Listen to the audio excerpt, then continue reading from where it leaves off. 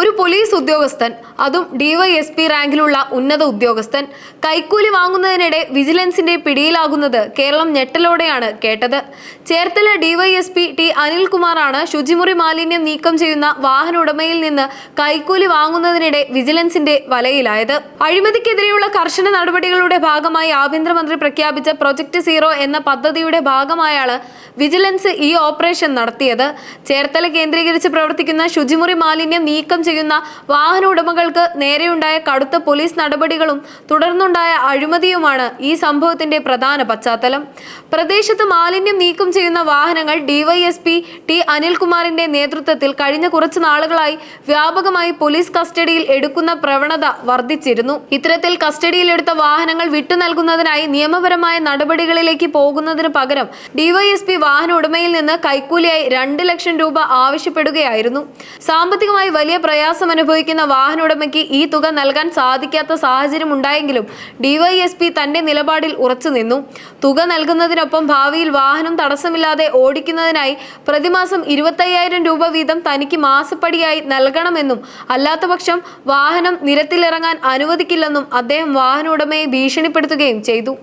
ഈ സാഹചര്യത്തിൽ തനിക്ക് നീതി ലഭിക്കില്ലെന്ന് ബോധ്യപ്പെട്ട വാഹന ഉടമ അഴിമതിക്കെതിരെ കർശന നിലപാടെടുക്കുന്ന വിജിലൻസ് സംഘത്തെ സമീപിച്ച് കാര്യങ്ങൾ ബോധിപ്പിക്കുകയായിരുന്നു. പരാതിയെ തുടർന്ന് വിജിലൻസിന്റെ ശക്തമായ നിരീക്ഷണത്തിലായ ഡിവൈഎസ്പി ഒടുവിൽ കൈക്കൂലി തുകയുമായി പിടിയിലാവുകയും ചെയ്തു. അഴിമതിക്കെതിരെ നിലനിൽക്കുന്ന കർശനമായ ജാഗ്രതയുടെയും ജനങ്ങളുടെ സഹകരണത്തോടെ ഇത്തരം ഉദ്യോഗസ്ഥരെ നിയമത്തിന് മുന്നിൽ കൊണ്ടുവരാൻ സാധിക്കുമെന്നതിനും ഈ സംഭവം വലിയൊരു ഉദാഹരണമായി മാറിയിരിക്കുകയാണ്. വിജിലൻസിന്റെ നിർദ്ദേശപ്രകാരം കൈക്കൂലി തുകയായ 50,000 രൂപയുമായി വാഹനോടമ അനിൽകുമാറിന്റെ ചേർത്തല ആലുങ്കലുള്ള വസതിയിൽ എത്തി. അനിൽകുമാർ തന്നെയായിരുന്നു തുക വീട്ടിലെത്തിക്കാൻ ആവശ്യപ്പെട്ടത്. ഉടമ വീട്ടിലേക്ക് പ്രവേശിച്ചതിന് പിന്നാലെ വിജിലൻസ് സംഘം സ്ഥലത്തെത്തുകയായിരുന്നു. താൻ വിജിലൻസിന്റെ നിരീക്ഷണത്തിലാണെന്ന് തിരിച്ചറിഞ്ഞ ഡിവൈഎസ്പി പണം കൈപ്പറ്റിയ ഉടൻ തന്നെ വിജിലൻസിനെ കണ്ട് വീടിനുള്ളിലേക്ക് ഓടിക്കയറി വാതിലടച്ചു. വിജിലൻസ് സംഘം പുറത്തുണ്ടെന്ന് മനസ്സിലാക്കിയ ഇയാൾ വീടിന്റെ 2ാം നിലയിലെ മേൽക്കൂരയുടെ ഓട് പൊളിച്ചിറങ്ങി താഴേക്ക് ചാടി രക്ഷപ്പെടാൻ ശ്രമിച്ചു. തുടർന്ന് മതിലിന് മുകളിലൂടെ ചാടി ഓടാൻ ശ്രമിച്ച അനിൽകുമാറിനെ വിജിലൻസ് ഉദ്യോഗസ്ഥർ സാഹസികമായി പിന്തുടർന്ന് ഓടിച്ചിട്ട് പിടികൂടുകയായിരുന്നു.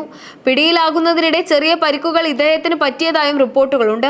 ആഭ്യന്തര വകുപ്പിന്റെ പ്രൊജക്ട് സീറോ പദ്ധതിയുടെ ഭാഗമായി അഴിമതി നടത്തുന്ന ഉദ്യോഗസ്ഥരെ കണ്ടെത്താനുള്ള കർശന നടപടികളാണ് നടക്കുന്നത്. അനിൽകുമാർ കൊല്ലം കുണ്ടറ സ്വദേശിയാണ്. ഇദ്ദേഹത്തിനെതിരെ നേരത്തെയും പലതവണ കൈക്കൂലി ആരോപണങ്ങൾ ഉയരുകയും മേലുദ്യോഗസ്ഥരിൽ നിന്ന് മുന്നറിയിപ്പുകൾ ലഭിക്കുകയും ചെയ്തിരുന്നു. ഇത്തരം ആരോപണങ്ങൾ നിലനിൽക്കെയാണ് ഇപ്പോൾ വിജിലൻസിന്റെ നേരിട്ടുള്ള നടപടി.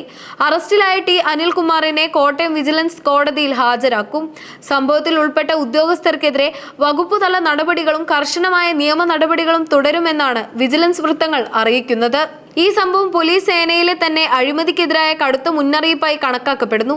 പൊതുജനങ്ങളുടെ നികുതി പണത്തിൽ നിന്ന് ശമ്പളം വാങ്ങുന്ന ഉദ്യോഗസ്ഥർ ഇത്തരം അധാർമിക പ്രവർത്തികളിൽ ഏർപ്പെടുന്നത് സമൂഹത്തിൽ വലിയ ചർച്ചകൾക്ക് വഴിവെച്ചിരിക്കുകയാണ്. ഈ സംഭവം കേരള പോലീസ് സേനയ്ക്ക് തന്നെ വലിയൊരു നാണക്കേടായി മാറിയിരിക്കുകയാണ്. പൊതുജനങ്ങളുടെ സുരക്ഷയ്ക്കും നീതിക്കും വേണ്ടി പ്രവർത്തിക്കേണ്ട ഉത്തരവാദിത്തപ്പെട്ട ഉന്നത ഉദ്യോഗസ്ഥൻ തന്നെ നിയമത്തെ വെല്ലുവിളിച്ച് ഇത്തരമൊരു അഴിമതിയിൽ ഏർപ്പെട്ടത് സമൂഹത്തിൽ വലിയ പ്രതിഷേധത്തിന് വഴിവെച്ചിട്ടുണ്ട്. അഴിമതിക്കെതിരെ സർക്കാർ പ്രഖ്യാപിച്ച പ്രൊജക്ട് സീറോ പോലുള്ള പദ്ധതികളുടെ പ്രസക്തിയും കർശനമായ നിരീക്ഷണ സംവിധാനങ്ങളുടെ ആവശ്യകതയും ഈ കേസ് അടിവരയിടുന്നു. കുറ്റക്കാർ എത്ര ഉന്നതരായാലും നിയമത്തിന് മുന്നിൽ തുല്യരാണെന്നും സേനയ്ക്കുള്ളിലെ അഴിമതിക്കാരെ വെച്ചുപൊറിപ്പിക്കില്ലെന്നുമുള്ള ശക്തമായ മുന്നറിയിപ്പാണ് ഈ അറസ്റ്റ്. വരും ദിവസങ്ങളിൽ കോടതിയിലും വകുപ്പ് തലത്തിലും നടക്കാൻ പോകുന്ന നടപടികൾ പോലീസ് സേനയുടെ വിശ്വാസ്യത വീണ്ടെടുക്കുന്നതിനും ഇത്തരം അധാർമിക പ്രവണതകൾ ഇല്ലാതാക്കുന്നതിനും നിർണായകമായിരിക്കും.